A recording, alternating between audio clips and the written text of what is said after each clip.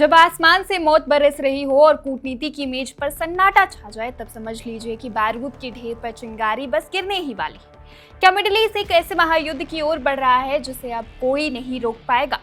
नमस्कार, मैं हूं संध्या और आज हम बात करेंगे उस खतरे की घंटी की जिसने पूरी दुनिया की नींदें उड़ा दी।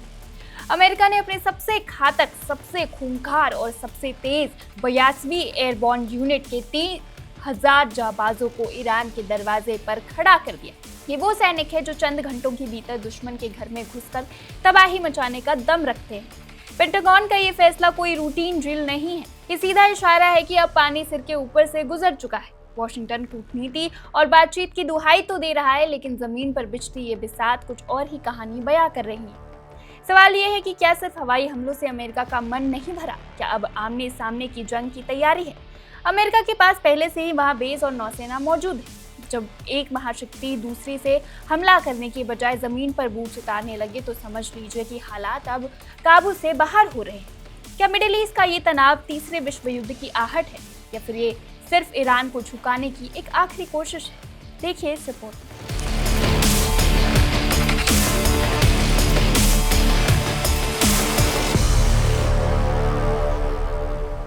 संयुक्त राज्य अमेरिका एक बड़े सैन्य कदम की तैयारी कर रहा है और ये इस बारे में गंभीर सवाल उठा रहा है कि वास्तव में रक्षात्मक रुख किसका है। कई रिपोर्टों के अनुसार पेंटागन कुलीन 82nd एयरबॉर्न डिवीजन से लगभग 3000 सैनिकों को मध्य पूर्व में तैनात करने की योजना बना रहा है।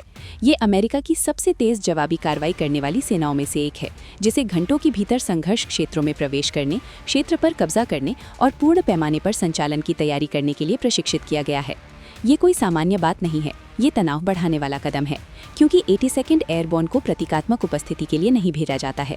इसे तब तैनात किया जाता है जब वॉशिंगटन उन स्थितियों के लिए तैयारी कर रहा होता है जहां हवाई हमले और रिमोट युद्ध अब पर्याप्त नहीं होते। तो अब क्यों? संयुक्त राज्य अमेरिका के पास पहले से ही पूरे क्षेत्र में एक विशाल सैन्य पदचिह्न है। ईरान के चारों ओर स्थित बेस, बेड़े और हजारों सैनिक। इसने ईरान और उसके सहयोगी समूहों को निशाना बनाते हुए बार बार हमले किए हैं, और फिर भी पीछे हटने के बजाय ये और करीब आ रहा है।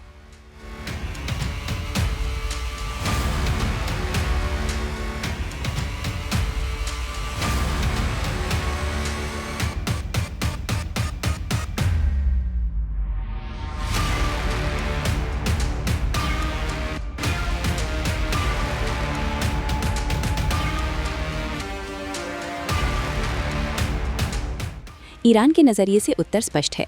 ये रक्षा के बारे में नहीं है, ये दबाव के बारे में है। प्रभुत्व दिखाने, प्रमुख रणनीतिक क्षेत्रों को नियंत्रित करने और ये संदेश भेजने के लिए डिजाइन किया गया बल का एक सोचा समझा प्रदर्शन कि वॉशिंगटन जरूरत पड़ने पर आगे बढ़ने के लिए तैयार है। लेकिन ये कदम कुछ गहरा प्रकट कर सकता है, क्योंकि अगर संयुक्त राज्य अमेरिका अपनी स्थिति को लेकर पूरी तरह आश्वस्त होता तो उसे अपनी सबसे कुलीन जमीनी इकाइयों में से एक को युद्ध के मैदान के करीब तैनात करने की आवश्यकता नहीं होती। ये चिंता की ओर इशारा करता है। ईरान की दबाव सोखने की क्षमता के बारे में चिंता, उसके क्षेत्रीय प्रभाव के बारे में चिंता और इस बढ़ती वास्तविकता के बारे में चिंता कि ये अब एक तरफा समीकरण नहीं रह गया है। ईरान ने क्षेत्रीय गठबंधनों, विषम युद्ध क्षमताओं और महत्वपूर्ण शिपिंग मार्गों जैसे महत्वपूर्ण भू-राजनीतिक दबाव बिंदुओं पर नियंत्रण के माध्यम से रणनीतिक गहराई बनाने में वर्षों बिताए हैं। ये संतुलन बदल देता है, क्योंकि कोई भी सीधा टकराव अब एक ही युद्ध के मैदान से कहीं अधिक परिणाम देता है और प्रत्येक अतिरिक्त सैनिकों की तैनाती गलत अनुमान की जोखिम को बढ़ाती है।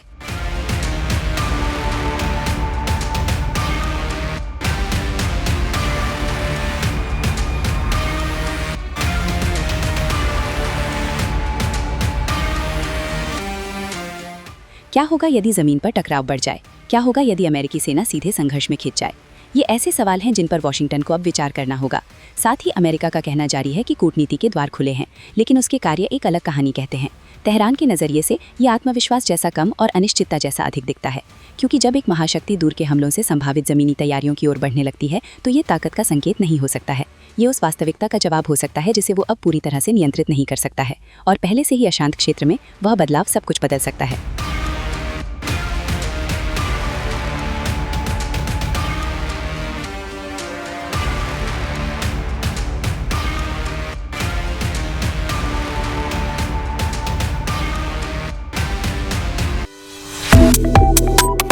Subscribe to One India and never miss an update.